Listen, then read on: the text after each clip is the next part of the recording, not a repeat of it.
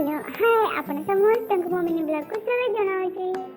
आज सकाळ मो खाइ पी के हेई जाइतिले रेडी आ मो सहित मामा भी हेई जाइतिला रेडी। आमे जति बाहर को बाहरिलु देखला बेल को मो सोइके माउसी भी हेई जाइछि रेडी। तापर आमे तीन जण जाक मिसि के बाहरिलु काहे कि ना जाउतिलु आमे जय बुढ़ा बाबा को दर्शन करी। गाड़ी रे बसला पर मो मन हेई जाइतिला पूरा खुशी। गीत गाई गाई मो चली जाउतिली पूरा रास्ता रे खाली। हसिबार कारणटा होउछि केवल मो मामा पूरा चलाउतिला गाड़ीटा आजी।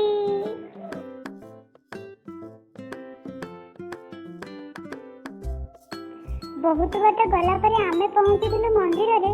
ब्रिजटा तैयारी होउछि बोली आमे जाइतिलु वंका वंका रास्ता रे। मंदिर रे पहुंचला पर देखली एते बड़ वृषभ को ताको तो देखि के मुंह भर खाली ठिया हेकि रहिता। आमे पहुंचला बेल को गेट टी खोला हेई नथिया। गेट टी खोला हला पर मो माउसी जाई के परिष्कार करितला।